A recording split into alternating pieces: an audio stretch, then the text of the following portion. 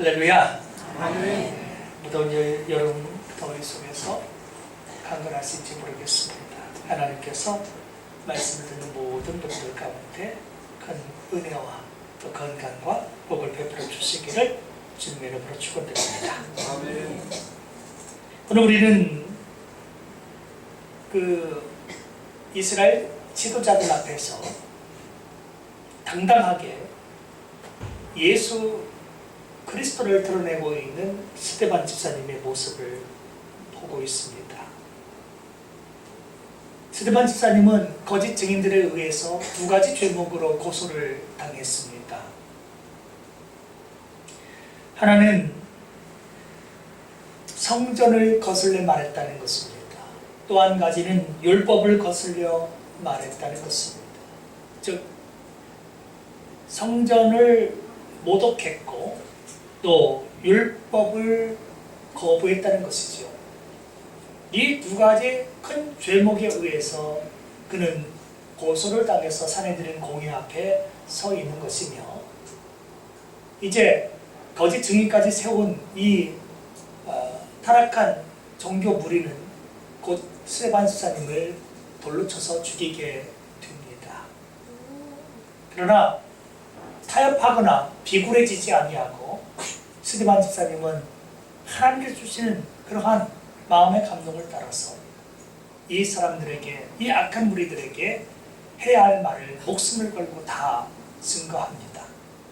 우리는 지난 시간 동안 하나님께서 스데반 집사님을 통해서 주시는 여러 말씀들을 살펴봤습니다. 오늘은 그 설교의 마지막 부분을 저희들이 함께 보게 됩니다. 자, 성전 그리고 율법, 이 두 가지를 거슬렸다. 율법의 전달자는 모세였고요, 율법을 거슬렸다는 건 곧 모세를 거슬렸다 이 말입니다. 다시 말씀드리면 무슨 얘기입니까? 자기들은 모세를 순종하고 따르는 사람들이고 자기는 성전을 잘 섬기며 하나님 중심의 신앙생활을 하고 있다라고 믿는 사람들에게, 그들이 알고 믿고 있는 그 모든 형태가 사실은 잘못된 것이며 그것이야말로 불신앙인 것을 하나님께서는 사도 스데반 집사님에게 증거케 하신 것입니다. 자, 그러면 이제 이 두 가지의 잘못된, 이스라엘 지도자들에게 잘못된 것을 이제 지적하면서 목숨을 걸고 하는 이 설교의 대의를 우리가 좀 보기를 원합니다.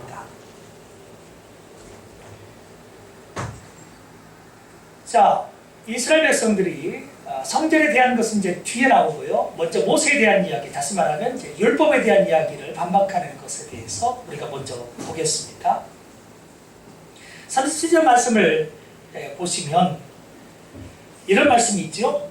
이스라엘 자손에 대하여 하나님이 너희 형제 가운데서 나와 같은 선지자를 세우리라 하던 자가 곧 이 모세라.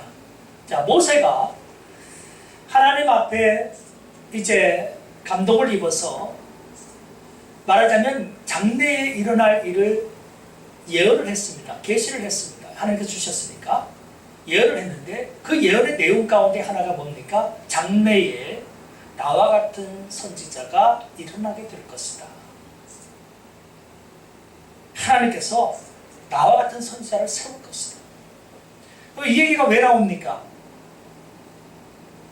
모세는 이미 늙어졌습니다. 늙었어요. 이스라엘 백성들이 이제 그가 점점 늙어가면서 곧 죽게 되자 걱정, 불안, 염려에 빠지게 된 겁니다. 그러니까 어떤 얘기를 해줍니까? 그들을 위로하면서 걱정하지 말아라. 장래에 하나님께서는 나와 같은 위대한 선지자를 분명하게 너희를 위해서 세워주실 것이다. 염려하지 말라 하는 얘기를 한 것입니다. 그러면 여기서 말씀하고 있는 나와 같은 선지자라고 하는 것은 과연 누구일까요? 그 사람은 바로 예수 그리스도 자신이셨습니다. 우리가 지난번에 살펴봤듯이 모세의 출생의 과정에서 보면 예수님의 모습이 고스란히 담겨져 있습니다.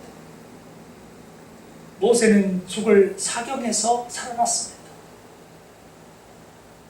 예수님 또한 그렇게 헤롯이 그를 잡아서 죽이려고 할 때에 참 하나님의 은혜로 하나님의 역사하심으로 애굽으로 피신해서 구원을 받았습니다. 모세도 애굽의 그 파라오의 딸인 그 공주의 손에 의하여서 길리워지게 되고 그 손을 통하여서 이제 모세가 건짐을 받았지요.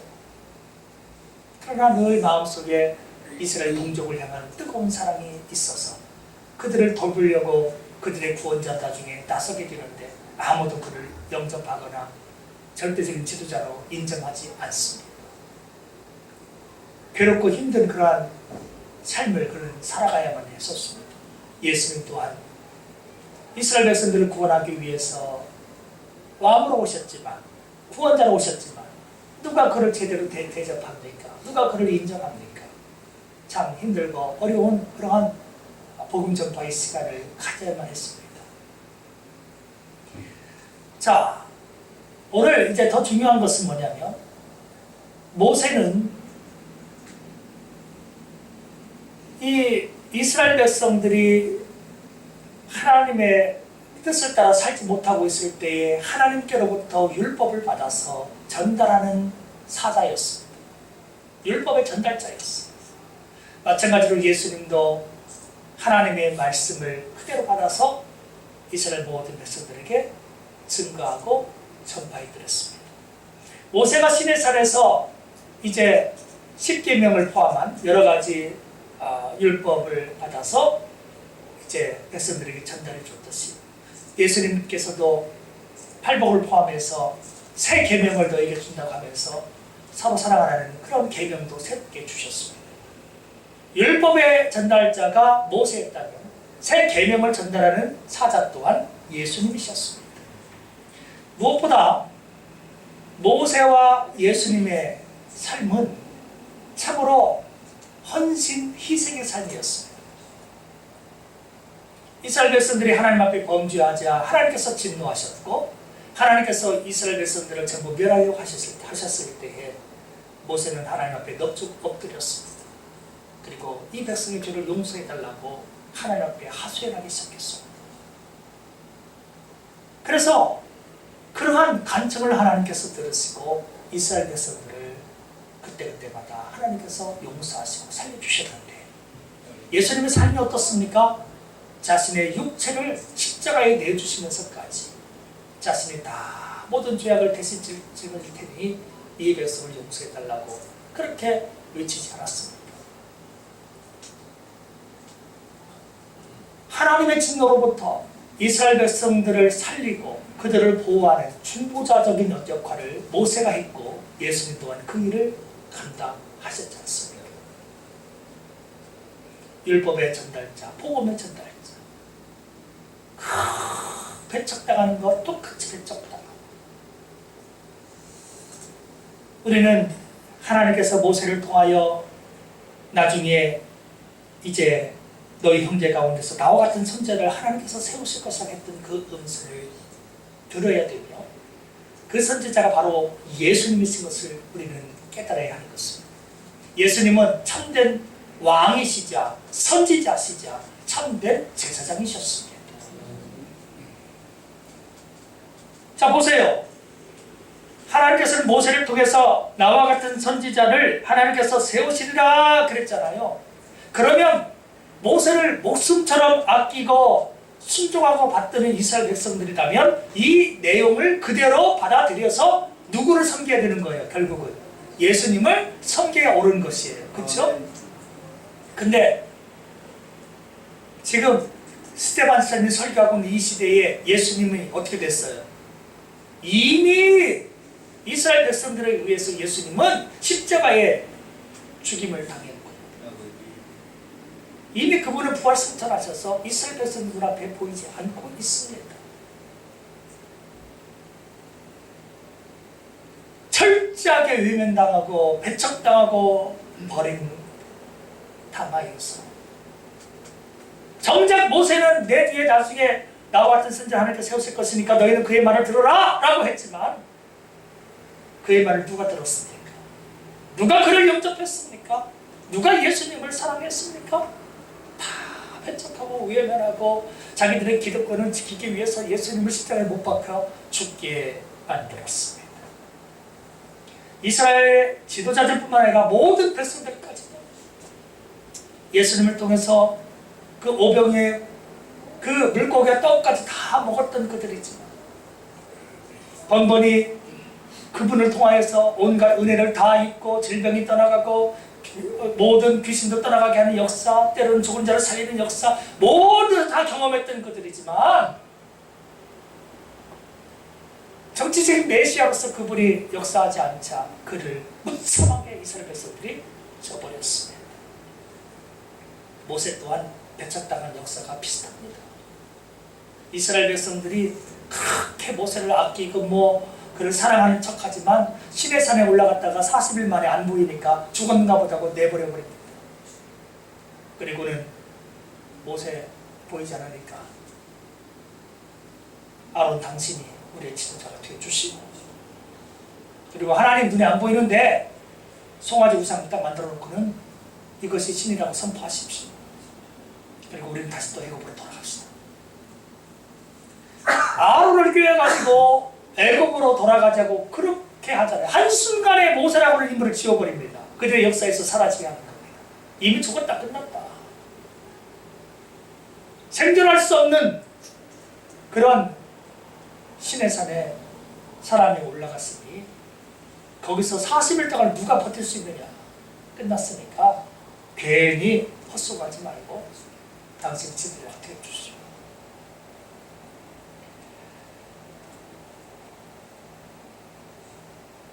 모세가 그렇게 외면당하고 배척당했습니다.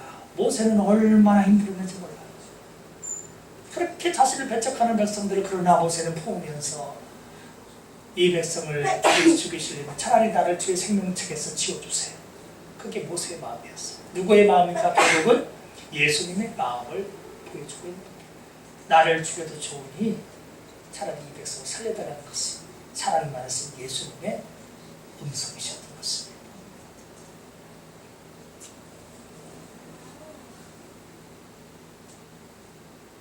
오늘 모세는 예수님을 예표하는 사람이었습니다. 예수님을 구약시대에 드러내는 사람이었습니다.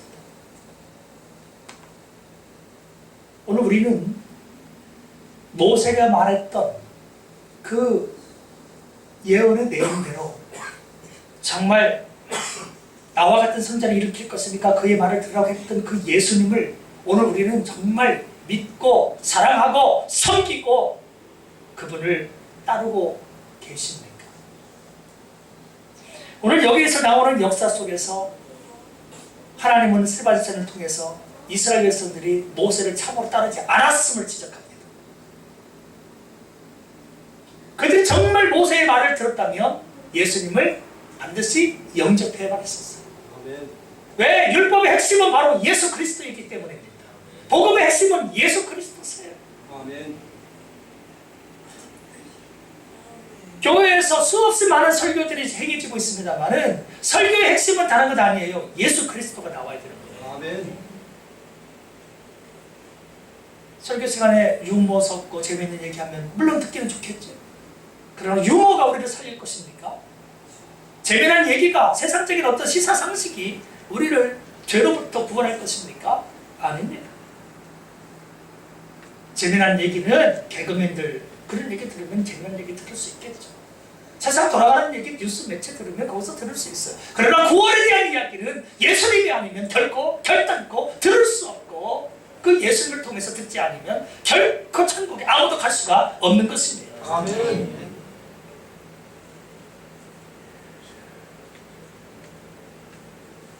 오늘 모세를 통해서 너희 형제 가운데서 나와 같은 선자를 세울 것이다.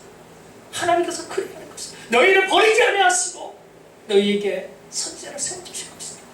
그 하나님의 사랑과 하나님의 계획을 말씀해 줬지만 정작 지금 스데반 집사님과 함께 있는 이 무리를 볼 때에 그들은 어떻게 됐나요? 변질됐어요. 모세를 따르지 않고 있어요. 그런데 말로는 자기들은 모세를 따르고 있다라고 얘기하고 있습니다. 우리는 모세를 거스르지 않는다고 얘기하는 겁니다. 우리는 율법을 잘 지키고 있다고 얘기합니다. 스테반, 너가 문제라고 얘기하고 있는 것입니다. 너는 왜 율법을 배반하고 있느냐? 너는 왜 성전을 배반하고 있느냐라고 얘기하는데 사실은 이건 적반하장의 얘기예요.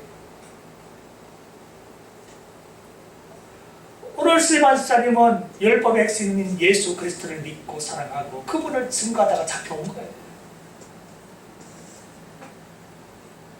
오늘 이들은 성전 자체를 우상화해서 우상시하고 있는데 오늘 스테반 집사님은 성전, 이 건물이 아니라 진정한 성전의 본질이 되시는 예수 그리스도, 그분을 사랑하고 그분을 섬기고 있더라는 것입니다.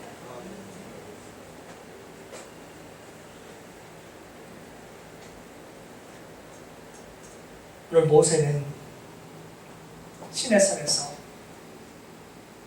천사를 통해서 계시의 말씀, 율법을 받았습니다. 자, 38절 말씀 한번 보실까요? 38절 한번 읽어보겠습니다. 시작. 시내산에서 말하던 그 천사와 우리 조상들과 함께 광야교회에 있었고 또 살아있는 말씀을 받아 우리에게 주던 자가 이 사람이다. 자, 살아있는 말씀을 받아 우리에게 주던 자가 이 사람이다. 이 사람은 곧 모세 자신을 얘기하고 있고요. 근데 모세 자신이 시내산에서 천사를 만났어요. 자, 우리가 이거 아시죠? 이 시내산에서 우리가 그 율법을 주실 때, 십계명을 주실 때 누가 줬어요? 우리가 알기로 누가 줬죠? 하나님이 주셨어요. 맞아요? 예, 하나님이 주셨습니다. 하나님이 주셨어요. 근데 오늘 말씀에 보면 시내산에서 말하던 그 천사를 또 얘기하고 있어요. 우리가 또 혼동이 되잖아요. 과연 율법을 하나님이 주셨나? 천사를 통해서 천사가 줬나? 두 가지 다 맞습니다. 결국은 하나님께서 주신 것이지만 여기서 말하고 있는 천사는 일반적인 우리가 알고 있는 종된 천사를 의미하는 게 아닙니다. 예수님이라고 하는 분은요, 구약시대에는요, 자, 우리가 이걸 기억해 보세요. 마리아의 몸을 통해서 육신을 입고 예수님께서 원래 하나님이시잖아요. 그죠? 성부, 성자, 성령. 삼위라고 하지요. 한 분이세요. 자, 근데 이게 굉장히 신비해요. 한 분이면서 세 개의 위격을 가지고 있어요. 세 개의 인격을 동시에 가지고 있습니다. 우리 머리로서는요, 완벽하게 다 이해할 수가 없는 신비 중에 신비입니다. 어쨌든 예수 그리스도는 과거에 육신을 입기 전에 어떤 모습으로 계셨느냐면 말씀으로 먼저 존재하고 계셨습니다. 아멘. 그래서 요한복음에 보면 태초에 말씀이 계시니라 라고 얘기합니다. 이 말씀이 하나님과 함께 계셨으니 이 말씀은 곧 하나님이시라고 말씀합니다. 아멘. 예수 그리스도 육체를 입기 이전에 그분은 말씀으로 선재하고 있더라는 것입니다. 그런데 이 예수 그리스도께서 구약에 등장하지 아니하는 것이 아닙니다. 구약에 종종 등장을 합니다. 어떤 모습으로 등장했는가? 바로 구약의 말씀 가운데 보면 여호와의 사자라고 하는 표현들이 종종 등장합니다. 바로 예수 그리스도입니다. 성육신 하시기 이전에 그분은 여호와의 사자로서 등장을 하십니다. 여호와의 사자가 등장합니다. 예수 그리스도셨습니다. 우리가 그 시내산에서 호렙산에서 가시떨기 나무 가운데서 모세를 부르시잖아요. 내 발에서 신발을 벗으라고 얘기하시잖아요. 그때 나타나본 천사가 누구예요? 바로 여호와의 사자이십니다. 예수 그리스도입니다. 그분을 얘기했습니다. 네가 서 있는 곳은 거룩한 곳이니까 네 발에서 신발을 벗어라. 왜 거룩합니까? 예수 그리스도, 그분이 하나님이신 그분이 임재하고 있기 때문에 이 땅이 거룩한 거예요. 그분의 임재가 있으니까 거룩한 거예요. 그 땅 자체가 거룩한 게 아니에요. 어디서든지 그분이 임재하기만 하면 그분의 임재 때문에 모든 것이 거룩합니다. 성막도 마찬가지예요. 성막 자체가 거룩한 게 아니에요. 성전도 마찬가지예요. 성전 자체가 거룩한 거 아니에요. 성전은 건물에 불과해요. 성막도 하나의 텐트에 불과해요. 그러나 그것이 성전이 될 수 있고 성막으로서의 성스러운 공간이 될 수 있는 이유는 하나님께서 그곳에 임재하셔서 그곳에서 예배를 받으시기 때문에 그것이 존귀한 곳이고 참으로 그것이 성전이 될 수 있는 거예요. 아멘. 오늘 모세는 이 시내산에서 천사를 통하여서 율법을 받았습니다. 하나님 그분이 주셨어요. 단순한 천사가 아니에요. 그분께서 내려주셨습니다. 본래 말씀으로 계시는 그분이 말씀을 어떻게 해요? 사람들에게 모세를 통해서 전달해 주신 것입니다. 근데 이렇게 백성들에게 생명의 말씀, 진리의 말씀을 주시기를 원했던 우리 하나님의 은혜에 비해서 사람들은 그러면 어떻게 했느냐? 사람들은 모든 말씀을 모세를 다 받아서 전달해 주려고 그렇게 애를 썼지만 정작 사람들은 39절과 같이 반응을 했습니다. 39절 읽어보겠습니다. 시작. 우리 조상들이 모세에게 복종하지 아니하고자 하여 거절하며 그 마음이 도리어 애굽으로 향했다는 것입니다. 하나님의 은혜와 비교해서 사람이라고 하는 것이 얼마나 완악한지를 잘 보여주고 있습니다. 하나님께서는 모세를 통해서 생명의 말씀, 진리의 말씀, 은혜의 말씀, 구원의 말씀을 전달하려고 얼마나 힘을 썼는지 몰라요. 그러나 이스라엘의 조상들은 모세에게 복종하지 않았습니다. 그 말은 무슨 말입니까? 모세를 통해서 하나님께 복종하지 않았다는 것이죠. 복종하지 않았을 뿐만 적극적으로 그를 거절했습니다. 그래서 보이지 않는 하나님 대신 보여지는 우상을, 송아지 우상을 딱 만들어 놓고 이것이 너희를 애굽에서 인도한 하나님이다라고 해서 송아지를 세우면서 하나님을 버려버려요. 이거 이스라엘 역사에 실제 있었던 사례입니다. 자 보세요. 오늘 하나님께서는 스데반스를 통하여서 이들이 지금 이스라엘 백성들이 자꾸 자기들은 뭐 모세를 사랑하고 모세를 따르고 있다고 뭐 모세 율법을 잘 지키고 있다고 얘기하지만 정작 너네들 조상의 모습을 한번 그럼 볼까? 너희 조상 모습을 한번 봐봐. 어떤 모습인지. 그들은 모세를 싫어했고 그들을 모세를 거절했던 사람들이에요. 너희는 그의 후손에 불과하다는 것이에요. 지금 뭐 잘 믿고 있는 것처럼 얘기하고 있지만 율법을 잘 따르고 있는 것처럼 얘기하지만 율법의 핵심이 예수님을 버렸음과 동시에 모세 또한 버렸던 자, 모세를 거절했던 자들이 니네 조상 아니냐라고 하는 것입니다. 입술로는 뻔질을 하고 입술로는 대단한 믿음 갖고 있는 것 같지만 알고 보면 깡통이에요. 아무것도 없는 거예요. 그 자들이 지금 스데반스를 죽이겠다고 재판 앞에 세워놓고 거짓 증인까지 세워서 죽이려고 하고 있는 거예요.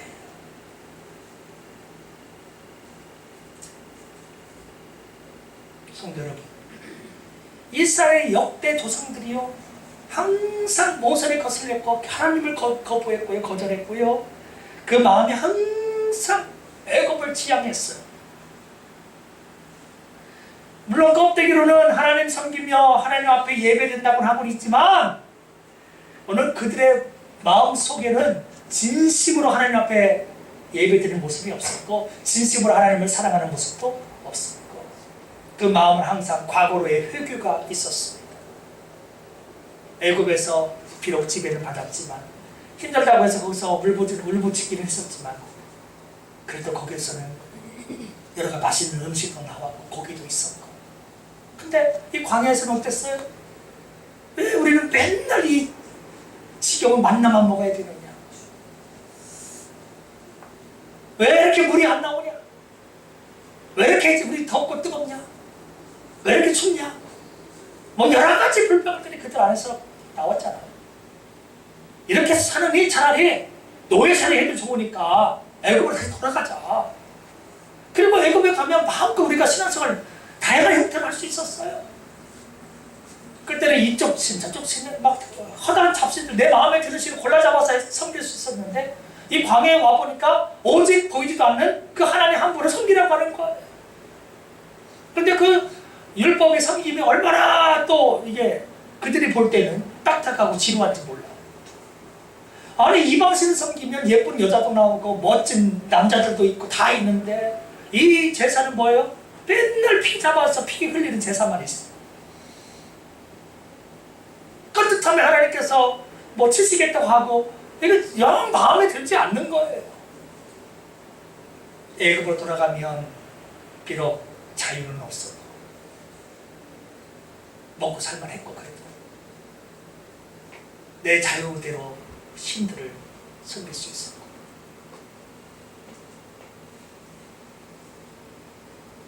굳이 하나님 앞에 간섭받지 않으면서 내 자유대로 살 수 있으니까 차라리 그냥 애굽 생활하자. 구원의 가치를 전혀 모르고 있었어요. 영혼의 가치를 전혀 모르고 있는 거예요.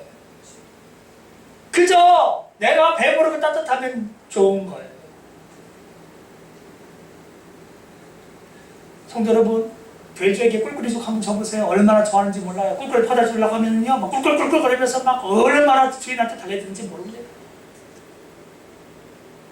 먹을 것만 있으면 그 더러운 그 돼지간이 하도 문제가 안 돼요. 먹고 푹 누워서 그냥 자고 더러운 것이 샤워는 문제가 안 돼요.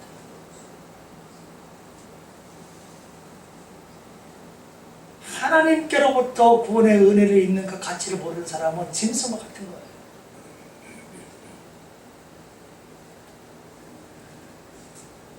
배부르고 따뜻하게 해준다고 하면서 노예사를 시킬 때 내 자유와 인격이 없는데 내 생명 자체가 없는 것인데 그게 만족스럽게 여겨진다고 한다면 이 사람은 방법이 없는 거예요. 근데 실제로 이스라엘 백성들이, 조상들이 하나님께서 하나님의 백성에게 주시는 신민에게 주시는 그 거룩한 법을 뻥차버리고 말이지. 그냥 옛날이 좋으니까 옛생활로 돌아가자. 우리는 눈에 보이지 않는 하나님보다 눈앞에 보이지는 형상으로 이 우상을 섬기는 게 더 좋다. 성도 여러분, 때때로 우리가 그런 불만 갖고 있지 않습니까? 왜 하나님은 눈에 보이지 않는지 모르겠다. 하나님은 눈에 보이면 잘 믿을 텐데. 진정한 믿음은요, 보여줘서 믿는 게 아닙니다. 보이지 않음에도 불구하고 신뢰할 수 있어야 되는 것입니다.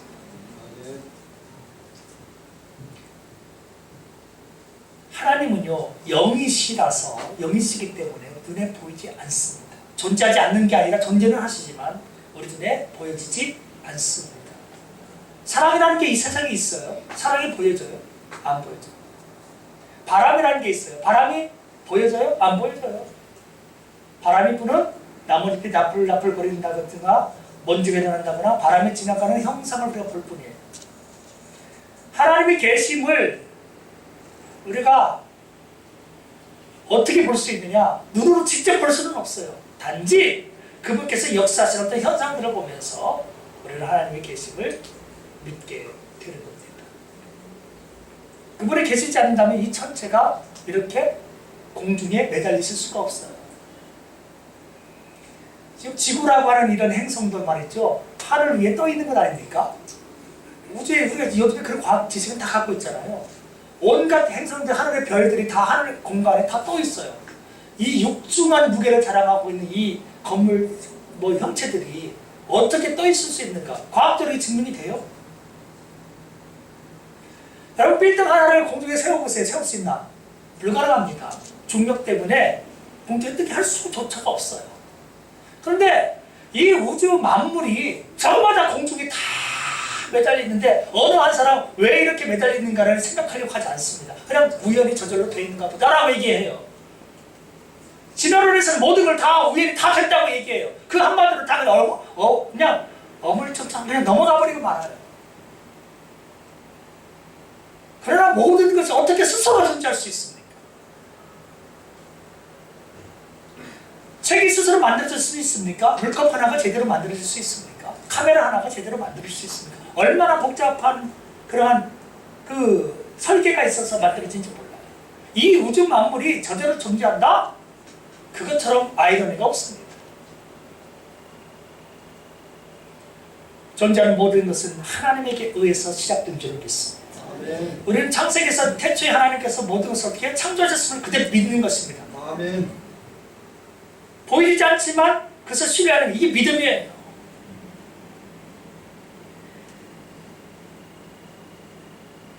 오늘 이스라엘 조상들은 모세를 복종하지 않습니다. 거절했습니다.